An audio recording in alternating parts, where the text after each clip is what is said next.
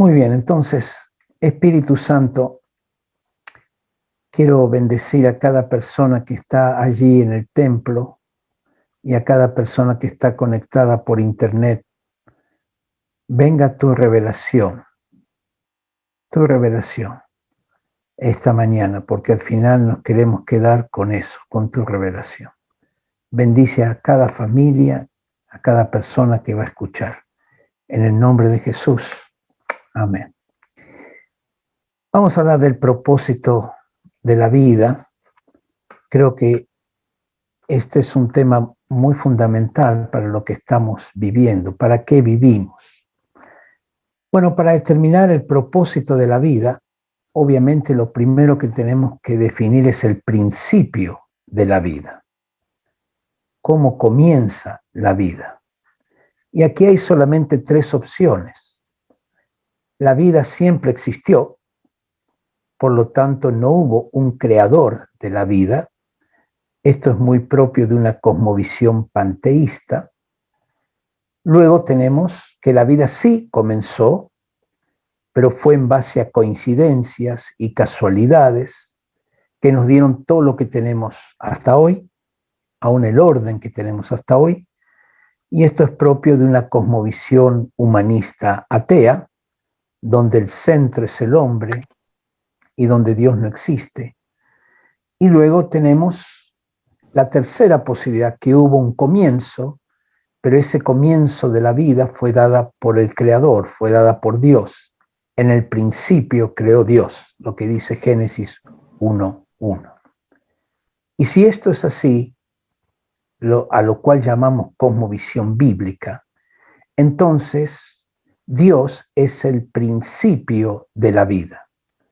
Por eso Jesús dijo, yo soy el camino, la verdad y la vida. No dijo yo tengo la vida, sino él dijo yo soy la vida. Porque en el principio estaba Jesús, en el principio era el verbo era con Dios y el verbo era Dios. Esto era en el principio, según nos dice Juan 1:1. Por lo tanto, la vida tuvo su comienzo en Dios. Y si toda la vida comienza con Dios, entonces todos los elementos de la vida se conectan con Dios. Es decir, que la vida es en realidad la vida de Dios en ti, la vida de Dios en mí. No es una vida independiente de Dios porque Él es el principio, Él es la vida. Ahora, si la vida comienza por una serie de coincidencias y casualidades, entonces todos los elementos de la vida se conectan con esa serie de casualidades. Es decir, todo lo que sucede en la vida son fruto de esas casualidades y coincidencias, lo cual nos va a producir un gran problema cuando queramos definir qué es el propósito de la vida. Bueno, entendiendo esto, ¿qué es el ser humano desde una perspectiva humanista? Veamos, voy a mostrarles allí en esta lámina, ¿qué es el ser humano? Bueno, desde el punto de vista humanista, el ser humano es un ser no creado, porque como Dios no existe, es producto de un accidente que alcanza su desarrollo y perfección a través de una larga cadena evolutiva. Es decir, aquí no hay Dios, porque en este concepto el hombre es el centro, pero él es producto de un accidente, de casualidades. ¿Ya? En cambio, en la cosmovisión bíblica, el ser es creado por Dios y fue creado a su imagen y semejanza. Y Dios le da valor y significado. El Creador te da a ti y me da a mí valor y significado. El problema con el concepto humanista es que si somos fruto de casualidades solamente, entonces, ¿quién nos da el valor? ¿Quién nos da el propósito? En la cosmovisión humanista, el hombre es una coincidencia, un accidente, y los accidentes no tienen propósito. ¿Se da cuenta? No decimos dos autos chocaron con el propósito, no, decimos fue un accidente. chocaron. En esta cosmovisión humanista, cuando el hombre es una coincidencia o un accidente, por lo tanto, es muy difícil plantear que haya propósito en la vida, porque los accidentes, las coincidencias, no tienen propósito, sencillamente ocurren. Y este es uno de los problemas con que se encontraron los filósofos modernos y los postmodernistas cuando trataron de definir al ser humano, trataron de definir cuál es el propósito de la vida y no lo podían encontrar. ¿Por qué? Porque sencillamente cuando todo es fruto de un accidente, es muy difícil encontrar ese propósito. Veamos algunos pensadores ateos que piensan sobre la vida. Algunos de ellos aquí los tienen enunciados, vamos a ir examinando lo que ellos dijeron. Por ejemplo, Kierkegaard, que era un filósofo cristiano, decía que si el hombre no tiene una conciencia eterna, es decir, si no hay Dios, ¿qué sería la vida sino desesperación? Es decir, este filósofo cristiano dice que sin Dios la vida sería pura desesperación. Y un filósofo ateo, Albert Camus, le contesta, este grito no puede detener al hombre absurdo, porque ya Camus definía al ser humano como absurdo. Ahora Camus tenía bastante razón, porque si el ser humano no tiene un Dios, no tiene propósito. Por eso es un absurdo. Los absurdos no tienen propósito. Y él decía, buscar lo que es verdadero no es buscar lo que es deseable. Y volvía a decir, ¿qué sería la vida? Si hay que escapar a la pregunta, ¿qué sería la vida? Hay que alimentarse como el asno de las rosas de la ilusión. Entonces, el espíritu absurdo, es decir, el hombre absurdo, va a adoptar sin temblar la respuesta de Kierkegaard, la desesperación. En otras palabras, lo que él está diciendo acá es, mira, el asunto es que es verdad, al no haber respuestas eternas, la vida es una desesperación y así hay que vivirla. Eso es lo que él dice. El hombre es un absurdo, por lo tanto tiene que vivir en desesperación porque no hay ninguna razón para vivir. Veamos lo que dice este otro filósofo ateo. Bueno, déjeme decir que Camus entonces concluyó que el único tema filosófico relevante era el suicidio. Ahora se da cuenta que es bien coherente, porque si la vida no tiene ningún sentido y es vivir en desesperación, entonces el suicidio es una muy buena opción. Él dice, morir voluntariamente supone que se ha reconocido, aunque sea instintivamente, el carácter irrisorio. Es decir, es irrisorio pensar que la vida tiene un sentido. La ausencia de toda razón profunda para vivir. En otras palabras, no hay ninguna razón profunda para vivir. Por lo tanto, el suicidio es una buena alternativa. Ahora, quiero decirle que Albert Camus no se suicidó, ¿ya? Él le dijo a los demás que esta sería una buena opción, vendió muchos libros sobre eso, pero él no se suicidó, es decir, no fue tan coherente con su pensamiento. Bueno, veamos un poquito ahora también lo que va a decir otro filósofo ateo, que es Nietzsche, y dice, quien ejecuta el gran grito de Zaratustra por casualidad es la nobleza más vieja del mundo. Yo se la he devuelto a todas las cosas cuando he dicho que por encima de ellas ninguna voluntad eterna quería. Está diciendo, en otras palabras, lo único que rige al mundo es la casualidad, ¿ya?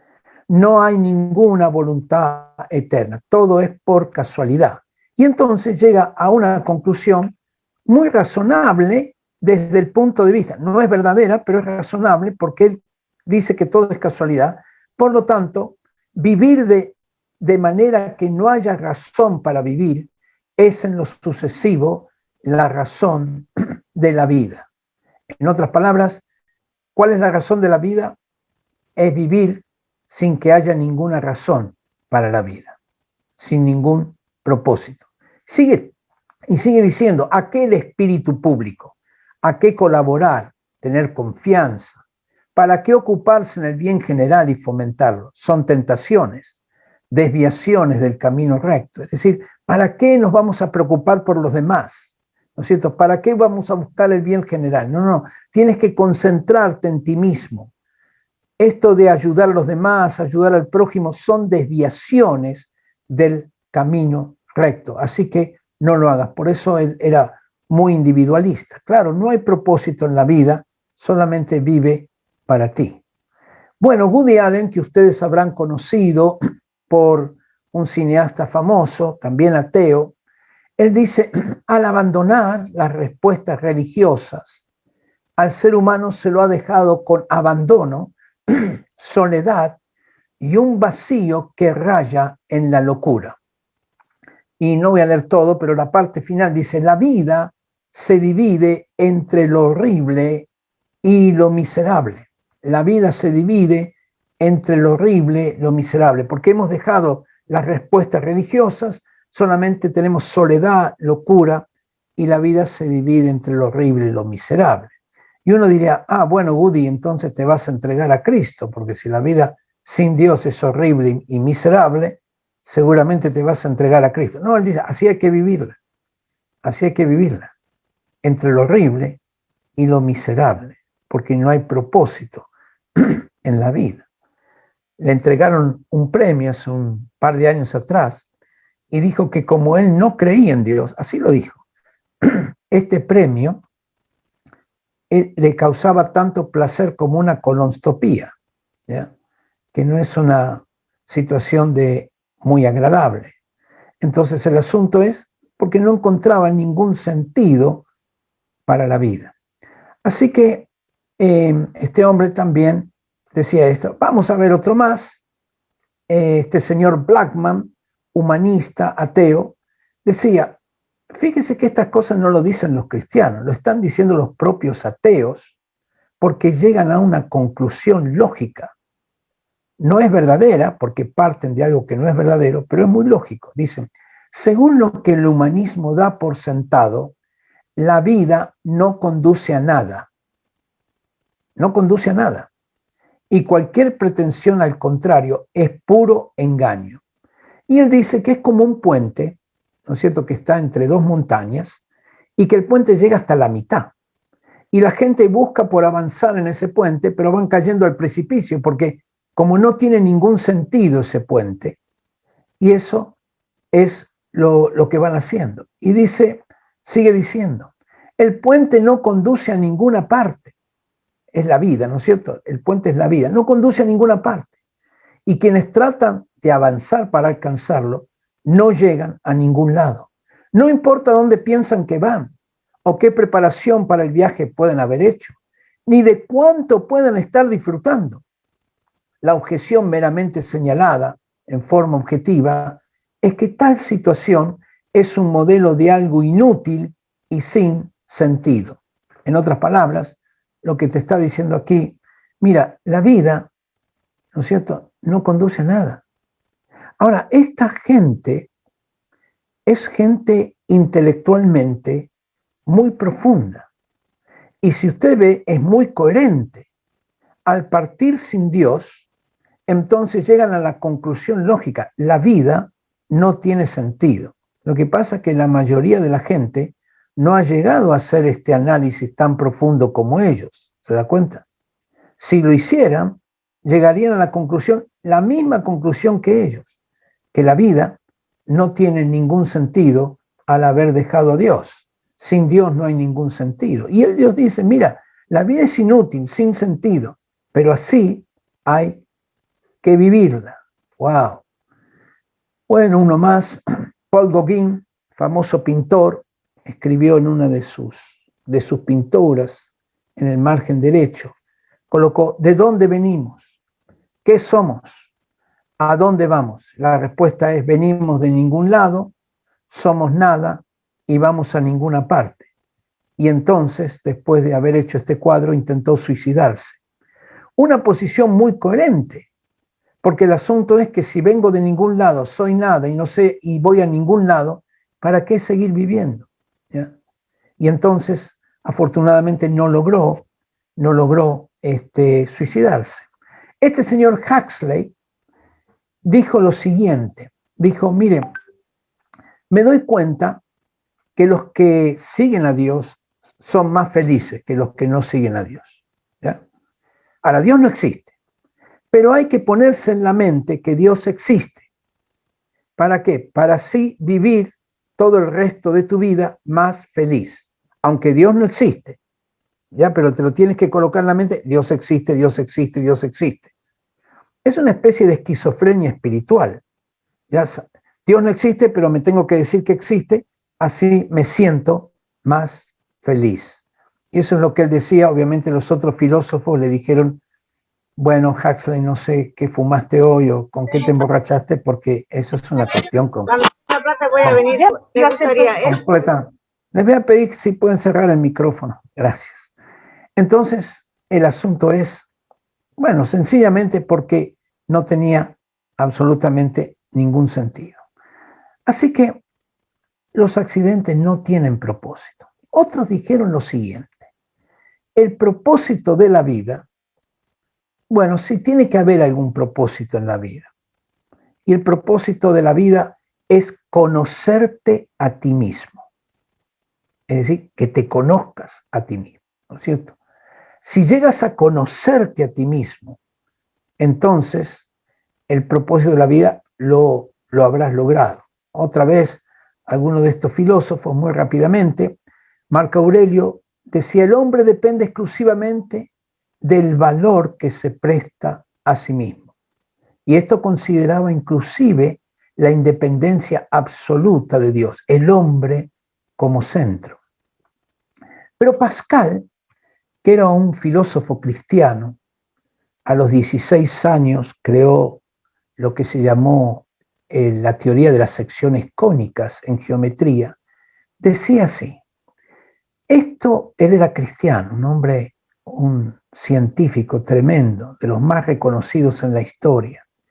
Decía, la máxima clásica de conócete a ti mismo, entendida en su sentido filosófico, no solo es inoperante, sino falaz y errónea. El hombre no puede confiar en sí mismo y escucharse. Tiene que enmudecer para poder oír una voz superior y más verdadera. ¿Qué sería de ti, hombre, que buscas cuál es tu condición verdadera, valiéndote de la razón natural? Es decir, no te puedes conocer a ti mismo valiéndote solamente de tu razón. Conoce, hombre soberbio, qué paradoja eres para ti mismo. Humíllate, razón impotente. Calla, naturaleza imbécil. Y aprende que el hombre sobrepasa infinitamente al hombre y escucha de tu maestro tu condición verdadera que tú ignoras. Escucha a Dios. ¡Wow! Tremendo lo que este científico de los más reconocidos está diciendo. Escucha a Dios. No te puedes conocer a ti mismo. ¿Por qué? Sencillamente porque no tenemos toda la información acerca de nosotros mismos. ¿Cómo podemos hacer esto de conocernos completamente a nosotros mismos si no sabemos ni siquiera una cantidad de fenómenos que ocurren en nuestro cuerpo? Todavía no sabemos bien cómo funcionan las neuronas, por ejemplo. ¿Cómo podemos conocernos a nosotros mismos si tenemos una cantidad de situaciones emocionales que todavía no las comprendemos, no las conocemos? ¿Cómo podemos a nosotros mismos conocernos cuando tenemos situaciones mentales que no podemos entender, que tenemos situaciones espirituales que no podemos entender? Por eso, el único que conoce quiénes somos es el que nos creó, porque Él conoce íntegramente cómo somos y nos va revelando acerca de cómo somos nosotros mismos. Si quieres encontrarte a ti mismo, no lo hagas independiente de Dios. Hazlo bajo el Espíritu de Dios, porque el Espíritu es el que escudriña la realidad del ser humano. ¿No es cierto? Es el que conoce al ser humano y el Espíritu es la parte del ser que se relaciona con Dios. Y por lo tanto Dios nos va revelando quiénes somos nosotros mismos. No se puede hacer, entonces, a partir de nuestro propio conocimiento, porque no tenemos todo el conocimiento. Podríamos llegar a conclusiones muy erróneas. Una tercera perspectiva, y cuidado con esta, porque la primera dijimos, no hay propósito en la vida, ¿no? Que es la que yo diría más coherente de los filósofos ateos, más coherente pero más errónea al mismo tiempo. La segunda es conocerse a sí mismo como el propósito de la vida. La tercera es vivimos para ser felices. ¡Wow! Y esta es una muy interesante porque es compartida, ¿no es cierto?, por cristianos y por no cristianos. Miren, ayer yo estaba en un casamiento y ¿qué le decíamos a las parejas que se casan? Les decíamos que sean muy felices. ¡Wow! ¿No es cierto? Y eso es muy correcto. Queremos la felicidad de ellos. Y cuando hay un cumpleaños, ¿qué le cantamos? Cumpleaños feliz. Te deseamos a ti. ¿Qué le deseamos? La felicidad. ¿No es cierto? Y es algo, un deseo muy, muy clave, muy importante, muy bueno. Ahora, el asunto es si la felicidad es el propósito de la vida. Bueno, muchos filósofos, no les voy a leer todo esto de los filósofos para no aburrirles, pero varios filósofos desde Grecia en adelante entendían que la felicidad era el propósito de la vida, aunque los griegos consideran que la felicidad consistía en la práctica de la virtud, no como se entiende hoy que la felicidad es pasar un lindo tiempo, un buen momento, y con eso vamos siendo felices. ¿No es cierto? Pero la pregunta es, ¿la felicidad de quién? Y la respuesta es obvia, la felicidad de nosotros mismos. En otras palabras, el centro seguimos siendo nosotros. Y eso es una cosmovisión, una línea de pensamiento humanista, donde nosotros somos el centro. No es Dios. Nosotros nos convertimos. La felicidad nuestra y de quienes comparten con nosotros, de nuestra esposa, de nuestros hijos, ¿no es cierto? Ahora, es interesante porque la verdad es que la palabra felicidad no figura en la Biblia. Lucas 14:33 dice que el que no renuncia a todo lo que posee no puede ser mi discípulo. Wow, no te está hablando el que busca la felicidad, te está hablando el que no renuncia a todo lo que posee. Y Mateo 16, 25, 26 dice que el que quiera ganar su vida, la perderá, pero que el que pierda su vida por causa de mí, la hallará. ¿Te das cuenta? Lo que está diciendo. No está hablando de buscar la felicidad, sino está hablando de perder nuestra vida en Él. Como decía aquel poeta Calderón de la Barca, quiero perderlo todo por hallarte. Y decía, quiero morir por fin y en ti transfigurarme, morir a mí para vivir tu vida, perderme en ti, Jesús, y no encontrarme. ¿Qué quiero, mi Jesús? Quiero quererte. Imagínense, dice también que el que quiera, Lucas 9:23, si alguno quiere venir en pos de mí, tome su felicidad cada día y sígame, ¿no es cierto? No dice eso. Dice, si alguno quiere venir en pos de mí, niéguese a sí mismo. Niéguese a sí mismo. Es decir no, negar es decir no a uno mismo. Tome su cruz cada día y sígame. Así que el término felicidad no aparece en la Biblia. Más bien aparece el término renuncia, negarse a sí mismo, tomar la cruz. Ahora, ¿Dios no quiere que seamos felices? Sí lo quiere, sí lo quiere. Mateo 6:33 dice más, buscad primeramente el reino de Dios y su justicia, y todas las demás cosas os serán añadidas, incluyendo la felicidad. Pero no es el propósito de la vida. El propósito de la vida es buscamos primeramente el reino de Dios y su justicia, sus principios. Y las demás cosas vendrán por añadidura, incluyendo la felicidad. ¿Sabe? Yo estaba, cuando llegué a Chile, en el año 79, el primer lugar donde me tocó ir fue a Valparaíso. Estábamos allí en el Cerro La Florida. Y era muy interesante porque era nuestro primer verano de misiones. Y entonces teníamos que subir el cerro por la escalera. Y la verdad que la casa quedaba en la punta del cerro, literalmente. Porque el asunto es que había que subir y después había que por la escalera y después eran como 100 metros más para arriba. Y el problema es que nosotros no teníamos plata para pagar el ascensor, así que teníamos que subir por la escalera. Bajar no era el problema, pero subirla sí. Y cuando llegamos a esa casita, en una casita chiquitita, éramos 15, dividimos, eran 2 piezas nomás. El living que lo usamos para las chicas que durmieran allí y el dormitorio que usamos para los varones. ¿Ya? Y dormíamos en el piso, en nuestros sacos de dormir.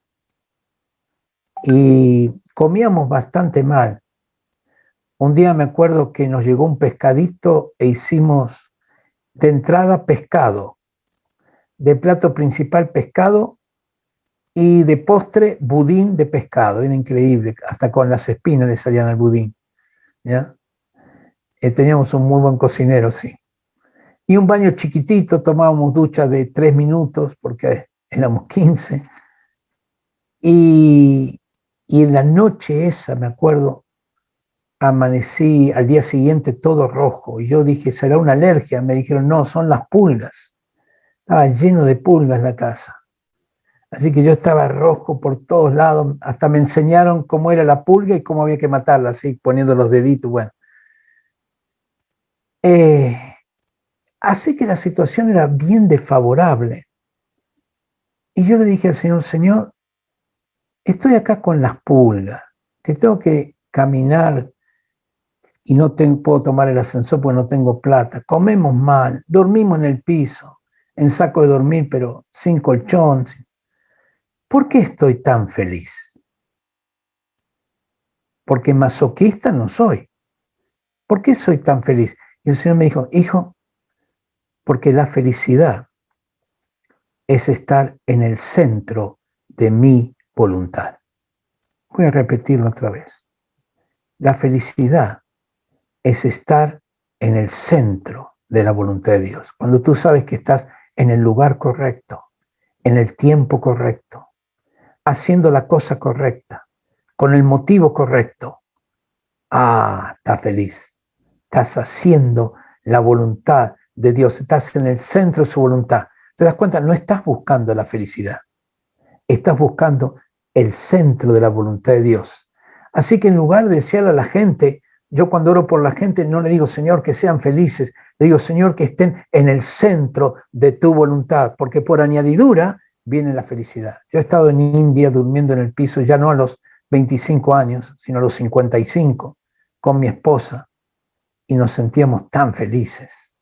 ¿Por qué? Porque la felicidad es estar donde Dios te dice que estés, en el centro de su voluntad. Entonces, los cristianos no buscamos la felicidad como no deberíamos buscar la felicidad, aunque una cantidad de filósofos nos han dicho que ese es el fin de la vida. ¿Para qué vivimos entonces? ¿Para qué vivimos nosotros como cristianos? ¿Saben para qué vivimos, amados? Vivimos para amar. Vivimos para amar. Y esto es maravilloso, maravilloso. Vivir para amar. yo estoy en un tiempo de pedir al Señor, Señor, por encima de todas las cosas, enséñame a amar. Yo no sé si llego al 4 en el amor. No sé si llego al 4. Creo que a lo mejor llego, pero al 4. Yo no quiero tener 4. Yo quiero tener mucho más. No quiero ser apenitas aprobado. Quiero llegar a mucho más en el amor. Ahora, ¿qué es el amor? ¿Qué es el amor? Veamos un poquito esta definición de amor que me gustaría compartirte. Vamos a pasar todos estos filósofos. ¿Qué es el amor? El amor es buscar el bienestar máximo de todos. Buscar el bienestar máximo de todos en su orden correcto. Esta definición no la da la Biblia explícitamente, pero sí la da implícitamente. Es buscar el bienestar de todos, el bienestar máximo de todos, en su orden correcto. Es decir, ¿cuál es el orden correcto? Amarás al Señor tu Dios con toda tu alma, con toda tu mente, con toda tu fuerza. Es decir, amarás al Señor tu Dios por sobre todas las cosas. Es el primer mandamiento. Aquí está el orden correcto. Y luego amarás, el segundo mandamiento, amarás a tu prójimo como a ti mismo. Concentremos un poquitito en este primer mandamiento. Amar al Señor por sobre todas las cosas. Juan 17:3 dice, y esta es la vida eterna, que te conozcan a ti, el único Dios verdadero, y a Jesucristo, quien has enviado. Entonces, el amor es la búsqueda para conocer a Dios, porque al conocerle le amamos más, y al amarle le conocemos más. Es un círculo virtuoso este, ¿no es cierto? Y fíjese lo que sigue diciendo. Efesios 1:12, a fin de que seamos para la alabanza de su gloria. La alabanza es reconocer y proclamar las virtudes de Dios, nosotros los que primeramente esperábamos en Cristo. En otras palabras, ser para la alabanza de su gloria es dar a conocer lo que Dios es. El amor a Dios significa conocerle y hacerlo conocido. Así vivimos. Vivimos para amar, para conocerle y para hacerle conocido, porque ahí se manifiesta el amor, que le conocemos, pero también somos para alabanza, para anunciar las virtudes de aquel que nos trasladó del reino de las tinieblas al reino de la luz. Esto es para qué nosotros vivimos, para amar. Ahora, fíjese en lo siguiente. Veamos lo siguiente. ¿Por qué amar es buscar el bienestar máximo de todos en su orden correcto? Si nosotros tuviéramos una persona, por ejemplo, que nos dijera, mire, yo amo a los gatitos. Ay, cómo amo a los gatitos. Tengo un solo problema, asesino personas. No diríamos que esa es una persona amorosa, porque está bien amar a los gatitos, pero el orden correcto no son los gatitos primero, son los seres humanos. Una persona que amara a los gatitos, pero que asesina personas, no podríamos decir que es una persona guiada por el amor, porque no está buscando el bienestar máximo de todos en su orden correcto. Así pasa con Dios. Dios es el primero y tenemos que buscar el bienestar máximo de Dios por sobre todas las cosas. Luego del prójimo y de mí mismo. Es decir, amarme a mí mismo es bueno, claro que es bueno, pero en su orden correcto. Si yo busco el bienestar máximo mío por encima del bienestar máximo de Dios, entonces estoy incurriendo en egoísmo. Es decir, el ego como centro, el ego como fin de la vida, el ego como el centro de toda la existencia, la búsqueda de la felicidad por mí mismo. Pero cuando yo busco a Dios, ponerlo a Él en el centro, entonces también tiene un lugar para el amor a mí mismo y para el amor al prójimo. Y ahí yo entendí un poquito más. Primera de Corintios capítulo 13. Vieron que allí dice, si yo hablase lenguas humanas y angélicas, si no tengo amor, pero no voy a concentrar en eso, sino donde dice, y si diese todos mis bienes para dar de comer a los pobres, y no tengo amor. A ver, momentito, alguien que da todos sus bienes para dar de comer a los pobres, tiene que tener amor. La Biblia dice, si no tengo amor, de nada me sirve. Porque yo puedo estar dando de comer a los pobres, pero no estar dando la honra a Dios. ¿Entiende? Estoy con mis prioridades incorrectas. Y todavía es peor, dice, y si diese mi cuerpo para ser quemado, ¡wow! Pero esto es tremendo, una persona llena de amor que da su propia vida y no tengo amor. ¿Cómo que no tiene amor? De nada me sirve, porque todavía no está colocando al que es digno de que busquemos su bienestar máximo, que es Dios. Y me quedó muy claro ese pasaje al entender esto que es el amor, buscar el bienestar máximo de todos en su orden correcto. Ahora, ¿por qué hay que amar a Dios primero? ¿Por qué hay que amar a Dios primero? ¿No será que Dios es un egoísta diciendo que hay que amarle a Él primero? Y yo entendí esto mejor, que Dios no es un Dios egoísta. Claro, todos sabemos, Dios no es un Dios egoísta, pero ¿por qué no lo es? ¿Por qué Él dice que hay que buscar el bienestar máximo de Él por sobre todas las cosas? Algunos dicen, bueno, porque Él nos creó. Bueno, pero eso ya sucedió hace miles de años. El asunto es que la Biblia nos dice claramente por qué. Veamos lo que nos dice la palabra del Señor. Colosenses 1:17. Él es antes de todas las cosas. Y todas las cosas en Él subsisten. También otros versos dicen que de Él, por Él y para Él son todas las cosas. En otras palabras, Dios no es que solamente que Él creó el universo, sino que Él es quien gobierna el universo. Buscamos el bienestar máximo de Dios, porque por Él todos subsistimos. En otras palabras, si algo le pasara a Dios, entonces nosotros dejaríamos de existir, porque Él objetivamente, no subjetivamente, es el ser más importante de este universo. Esto es por qué amamos a Dios, por qué buscamos el bienestar máximo de Dios. Ustedes saben, yo viajo bastante en avión, bueno, ahora con la pandemia no, pero cuando uno viaja en avión hay una cosa que se llama turbulencias en el avión. ¿Ya? Y en general el avión se mueve un poquito, ¿no? Y pasa. Pero una vez que el avión se movió más que un poquito, se movía tan fuerte que daba sacudones violentos. Y no duró 3 minutos, duró 40 minutos.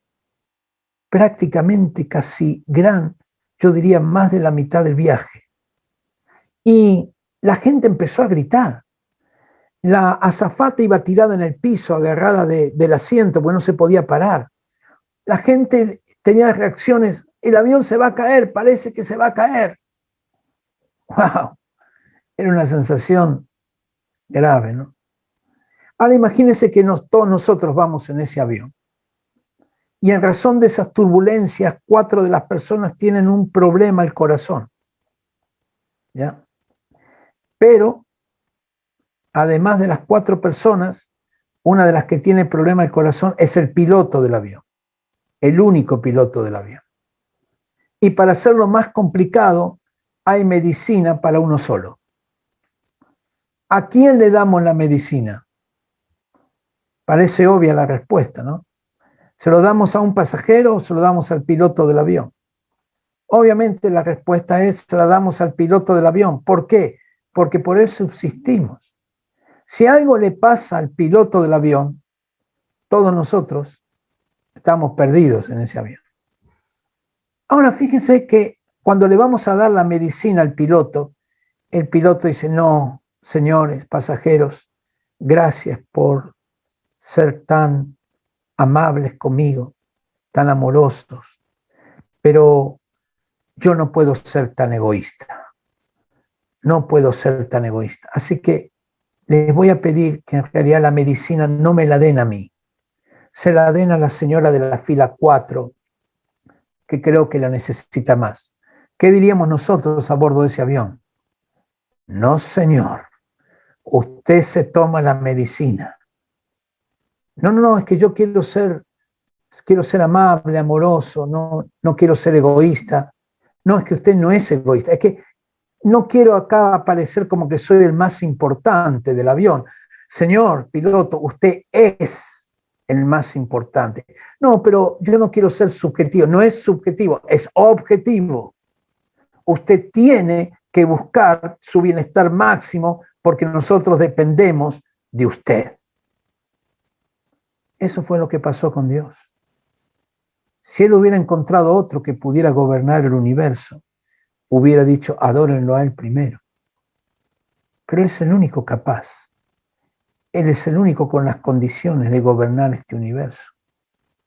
Nosotros buscamos su bienestar máximo, no porque es un capricho de Dios, es porque objetivamente Él tiene el derecho de gobernar nuestras vidas. Objetivamente, Él es el ser más importante. Él es el que gobierna el universo. Así que quiero terminar diciendo, amados, lo siguiente. ¿Por qué no nos llenamos del amor de Dios? Hoy vamos a pedirle al Señor, Señor, llénanos de tu amor. Escogemos ser llenos de tu amor primero hacia ti, el amor a Dios, el estar en su presencia, el leer su palabra, el guardar sus mandamientos. Si me amáis, guardad mis mandamientos. El amor al prójimo, hacer las cosas realmente por amor al prójimo. Señor, te pido que tú, el prójimo significa el próximo. No es que puedo ayudar a toda la gente, pero puedo ayudar al próximo, al que está cerca mío. Tener actitudes de amor. Mano, yo estoy siendo confrontado con esto. Amar, buscar el bienestar máximo de otros. Y aún el amor a uno mismo. Siempre en su orden correcto. Señor, permite que yo quiero amarme a mí mismo también. Quiero ser esto en tu nombre. Por favor, si podemos sacar el micrófono. Ayer hablaba con Tomás Hirsch, diputado que está... Bueno, gracias. Entonces el asunto es cuando nosotros pedimos a Dios esto. Y sabe, mientras que oramos esto, me gustaría si el grupo de alabanza, no lo preparamos esto, pero si está allí presente, si pudiéramos cantar, no sé si era posible, esa canción que dice digno, es la canción que cantaron antes, digno es el Cordero. ¿Será posible? ¿Me pueden hacer una señal? Si es posible que cantemos esa canción. ¿Habrá alguna? Los músicos me pueden decir si podemos cantar esa canción. Sería realmente maravilloso. Mientras tanto, que ellos se preparan, si es que se pueden preparar, vamos a orar un poquitito y decirle, Señor, quiero ser un hombre, una mujer de amor, buscar el bienestar máximo. Tú eres digno de recibir todo nuestro cariño, nuestro amor, nuestra alabanza. Señor, enséñame también a amar al prójimo. Quizás el Señor te traiga alguna persona que hoy necesita de tu amor. Ayer en el casamiento, cuando estaba allí, Dios me habló de ir y pedirle perdón a una persona. ¿ya? Y quizás el Señor, mientras que estás orando, mientras que estamos cantando, el Señor te revele cómo puedes amar a una persona. No importa si tienes razón o no tienes razón. A lo mejor tu acto de amor no se basa en tu razón, se basa en lo que Dios quiere que tú hagas en favor de esa persona. Amarás al Señor tu Dios con toda tu alma, con toda tu mente, con todas tus fuerzas, y amarás a tu prójimo como a ti mismo. Y si tú te das cuenta que hay poco amor en tu vida, como yo me doy cuenta, mientras que cantamos, dile al Señor, Señor, quiero crecer en amor, que el motivo, el motor sea el amor. Gracias. Adoremos al Señor.